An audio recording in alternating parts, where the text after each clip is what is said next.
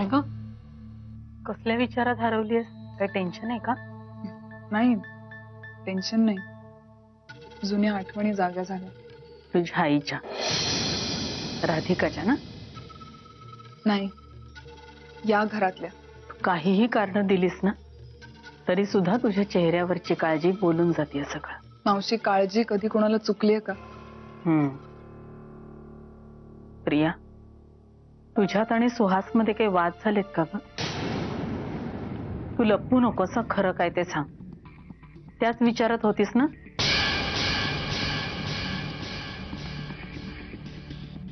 काल जेव्हा सुहास आला ना तेव्हापासून गप्प गप्पच होता. हसत नव्हता, बोलत नव्हता, फारसा कुठे दिसलाही नाही. मागे मागेच होता. म्हणजे एरवी एवढं बोलणारा, भरपूर गप्पा मारणारा, हसणारा, खिदळणारा सुहास काल काहीतरी वेगळाच दिसला मला. तुमच्या दोघांमध्ये बिनसल्यासारखं झालंय, हो ना? अगं नाही मावशी, तुला का वाटतंय असं? असं काही नव्हतं. तू खरं सांगतेस? अगदी खरं. मी तुझ्याशी कशाला खोटं बोलीन? मग ठीक आहे, आता कसली चिंता नाही मला. ते तसं नसावं हीच देवाकडे प्रार्थना.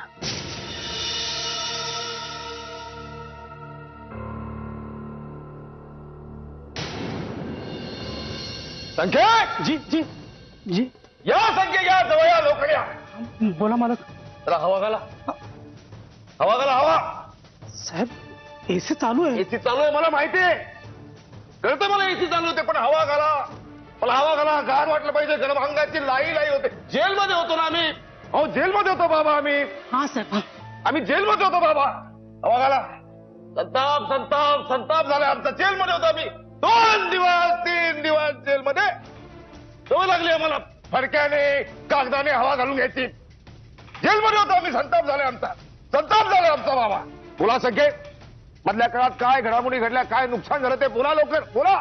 साहेब, चौधरी साहेबांनी दिलेल्या हिशोबानुसार आपलं खूप नुकसान झालंय साहेब. वातावरण निर्मिती नको, सविस्तर बोला.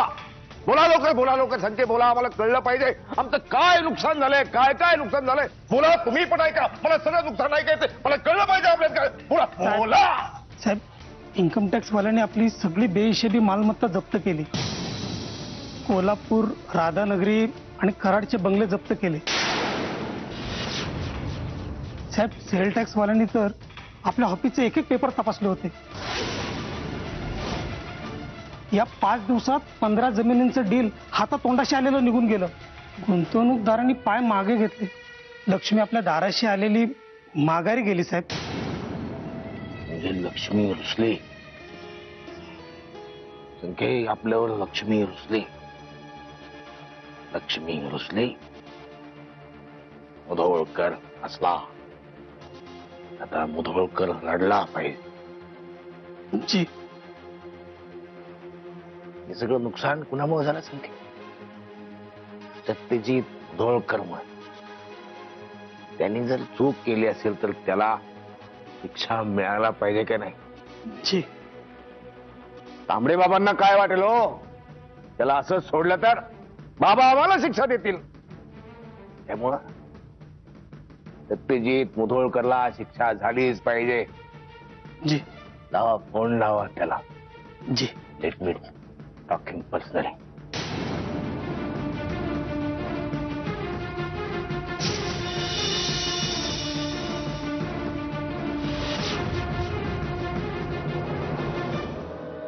संख्ये, जी. जी.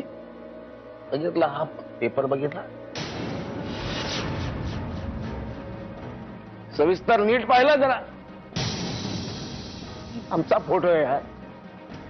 आणि याच फोटोनी तुम्ही आम्हाला हवा घालत होते. तुम्हाला शिक्षा झाली पाहिजे. मुधोळकरचा पनिशमेंट टाइम तुर्तास रद्द, तुमचा सुरू.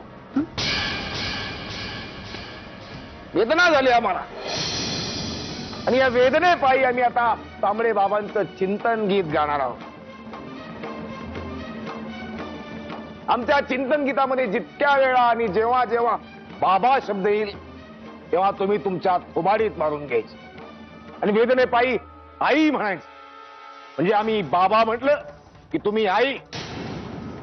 म्हणजे आज तांबडे बाबा समक्ष मार खाताना तुम्हाला तुमच्या आई बाबाची आठवण येईल. दया जी.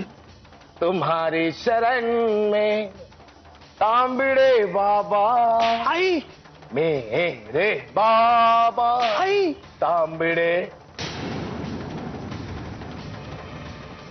बाबा आई. मेरे बाबा आई. तांबड़े बाबा आई. बाबा आई. बाबा आई. तांबड़े आई. बाबा बाबा बाबा बाबा बाबा बाबा. आज सकाळीच मला कळलंय दादाला पुन्हा जामीन मिळाला. कालिया आहे तो, कालिया. एक नाही 1000 तोंड आहेत त्याला. कधी कुठून वार करेल ना कळणार नाही. मंजिरी, आता तू पण या विहंगासारखं टेन्शन घेऊ नको.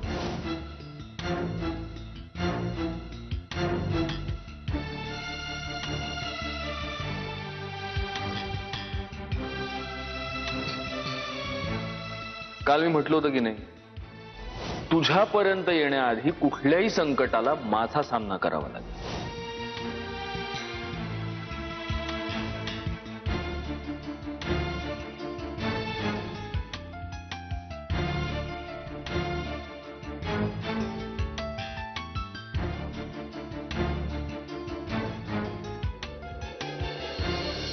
मंजिरी, आई. बैस बैस. हो. काय ग, कसले विचारत होतीस? काय नाही, ते विहंग भाऊजींच्या बोलण्याचाच विचार करते. आज सकाळी विहंग भाऊजी आले होते घरी. त्यावेळी ते म्हणाले की दादा होळकरला जामीन मिळाला. पण जामीन मिळायला तो तुरुंगात गेला होता कधी? आता मध्यंतरी अटक झाली होती त्याला. आणि आई, त्याला अटक होण्यामागे यांचाच हात होता. अरे देवा. मग काय, या सगळ्याचं खूप टेन्शन आलंय मला आई. मंजिरी, तू नको काळजी करूस. सत्य घेईल सगळं सांभाळ. पण टेन्शन येतंय आई, मी काय करू? आणि तुम्हाला काही बोलायचं होतं का आई? काही काम होतं का? नाही ग, सहज म्हणून आले. म्हटलं आपल्या बेडरूम मध्ये एकटंच बसण्यापेक्षा तुझ्या बरोबर येऊन बसावं म्हणून आले. तुम्ही खरं सांगताय ना आई? हो.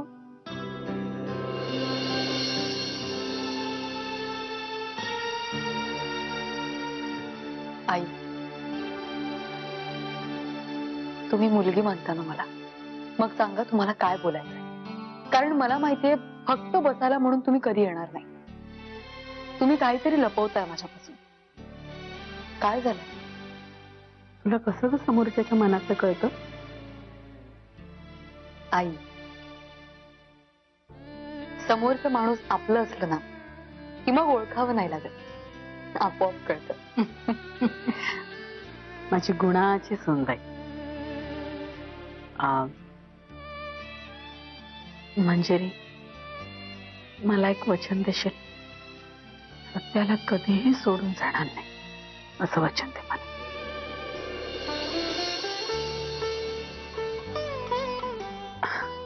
काहीही झालं, या घरावर तुमच्यावर कितीही संकट आली तरी त्या संकटांना तोंड देण्यासाठी सत्याच्या बरोबरीनं उभे राहशील. तसा हळवाय ग माझा सत्या. चिडतो, ओरडतो, आदळापट करतो, पण ना हे सगळं वरवरचं असतं अगं. तसा मनातून तो घाबरलेला असतो आणि ते स्वतःपासूनही लपवण्यासाठी तो हे सगळं करतो. त्याची लहानपणापासूनची सवय अगं, मला माहितीये ना. आई, नशिबानं त्याच्यासाठी असं सहज सोपं असं शिल्लकच ठेवलं नाही. बाप हा असा, घरात एक अविवाहित आत्या, लहान भावाची जबाबदारी, माझी जबाबदारी. ते छोट्या सत्यानं कसं पेलवलं असेल सगळं. आणि अजूनही तो तसाच आहे अगं. जरा सुद्धा बदलला नाही. म्हणूनच मला तू वचन दे की केवळ तुझा नवरा म्हणून नाही तर त्याच्यातल्या त्या लहानग्या सत्यालाही तू आपलंसं करशील. स्त्री ही क्षणाची पत्नी आणि अनंत काळची माता असते असं म्हणतात. मुलाच्या बाबतीत सुद्धा आणि नवऱ्याच्या बाबतीत सुद्धा तिच्या मनातलं वात्सल्य प्रेम कधीच आटत नाही. देशील ना वचन?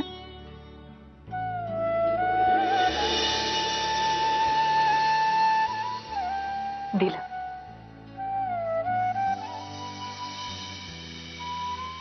मी वचन देते तुम्हाला आई, मी यांची साथ कधीही सोडून जाणार नाही. मग उद्या कितीही संकट आली, परमेश्वराने कितीही खडतर वाटा आमच्या नशिबी दिल्या, तरीही मी यांची साथ कधीच सोडणार कधीच नाही.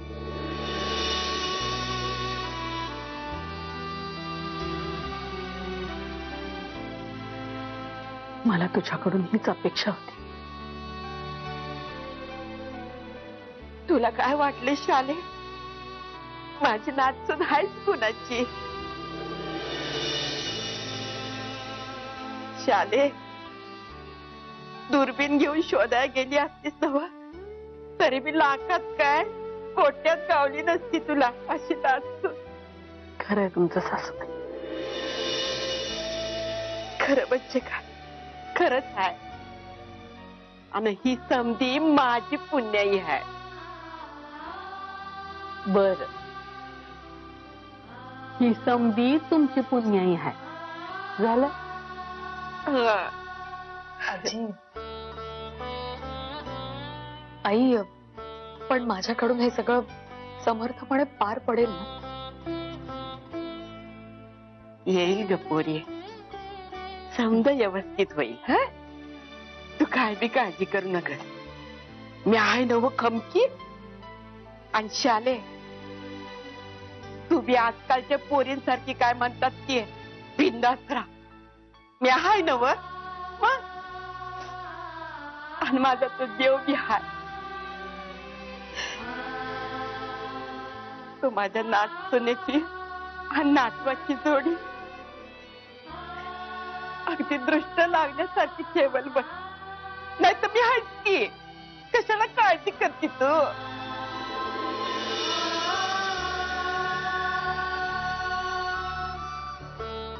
हसत हसत राहा पोरीनो.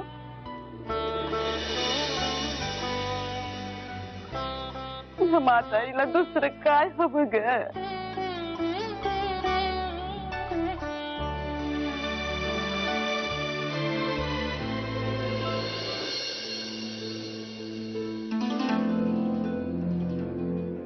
या बोला. कालचा डोहा जेवणाचा कार्यक्रम फारच सुंदर झाला. मिसेस मुधोळकर फारच गोड दिसत होत्या. आणि बाय द वे, तुमच्या घरातली सगळी माणसंही खूप छान आहेत हं बोलायला. आपण कामाचं बोलूया. या शुअर.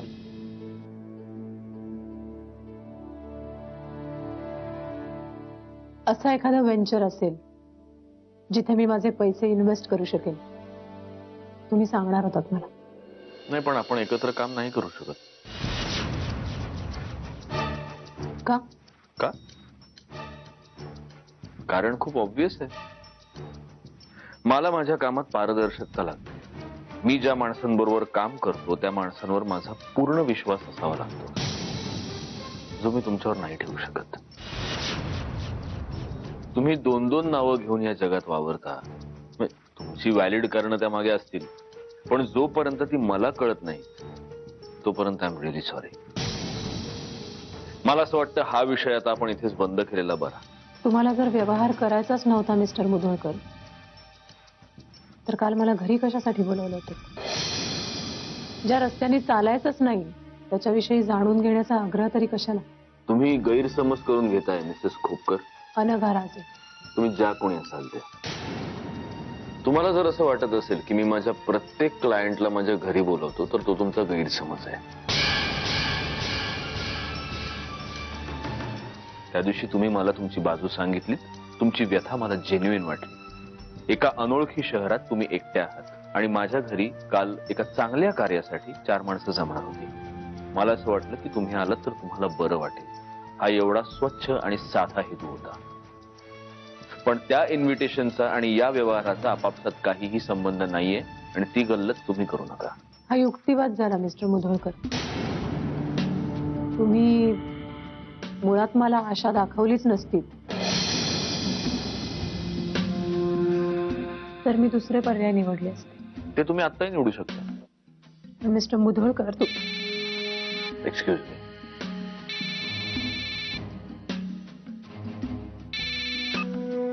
हा,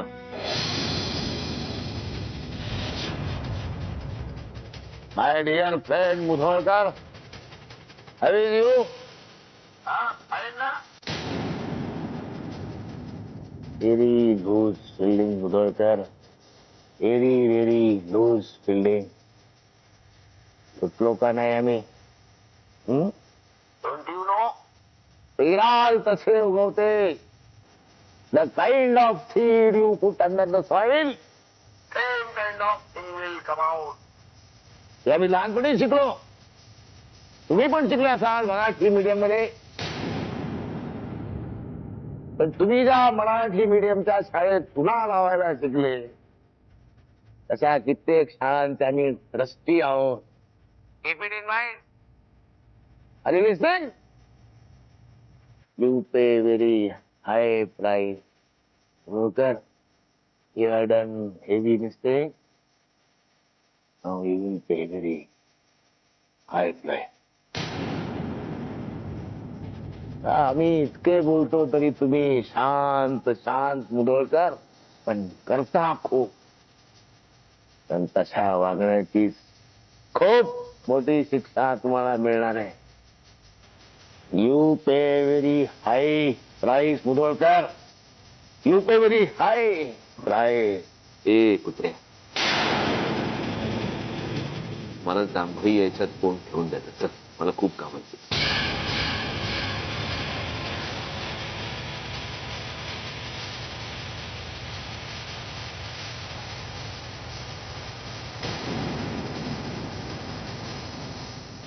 जी हाँ, मैं हूँ खलनायक. डैंग टैंग डैंग टैंग डैंग टैंग डैंग. नायक नहीं, खलनायक हूँ मैं. जुल्मी बड़ा दुखदायक हूँ मैं. You pay very high price Mudholkar. You put me in the jail. काय नेत्राबाई, काय करतायसा? मंजिरी बहिणींसाठी पेस्ट तयार करते. असं व्हय. झाली का ग? हो झाली तर. शाले, बाकी काही म्हण, कालचा डोळे जेवणाचा प्रोग्राम एकदम मस्त, दृष्ट लागण्यासारखा. हो ना, मंजिरीच्या काकू सुद्धा किती उत्साहानं आणि आपुलकीनं करत होत्या सगळं नाही ग? हो अगदी. आई, हा. मी मंजिरी वहिनीला पेस्ट देऊन येते. हा, ते फक्त खाली काढून घे. हो.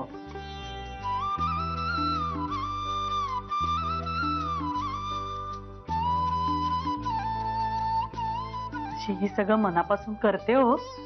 वय वय, खरं आहे. काल गौरांगला अगदी छान साथ दिली हो तिने.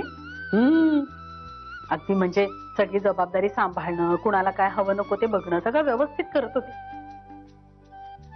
हा, आता अगदी बारीक सारीक गोष्टीमध्ये चुका होतात तिच्याकडून. पण कसं आहे ना, स्वयंपाक आणि घरकाम सवयीचा भाग आहे. करत राहिलं की अंगवळणी पडतं, नाही का? खरं आहे. पण काही म्हणा, गौरांग, चारू आणि ही यांचा उत्साह अगदी बघण्यासारखा होता बघ काल. हो, खरी कमाल विहंगची. होय होय. आजी, आई, मंजिरी वहिनींना काहीतरी होतं, कसं तरी करतायत त्या.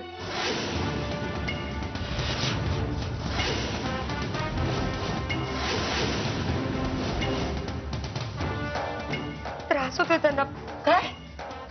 चल ग.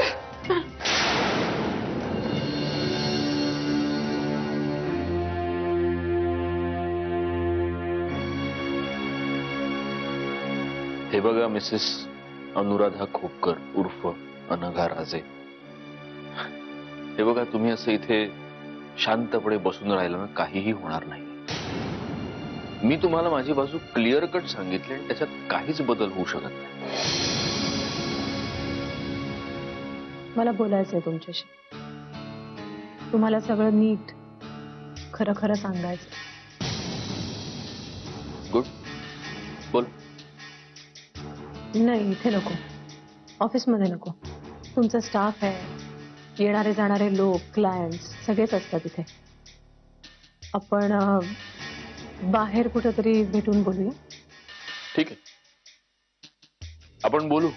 आणि मला जर तुमची बाजू खरी वाटली, पटली, तर मग आपण नक्की एकमेकांबरोबर व्यवहार करू. नाहीतर नाही. I agree. ठीक आहे, मग आत्ताच जाऊया आपण. आत्ता?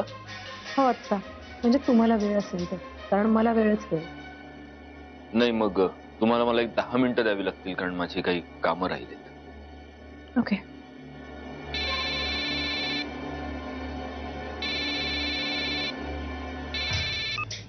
हॅलो.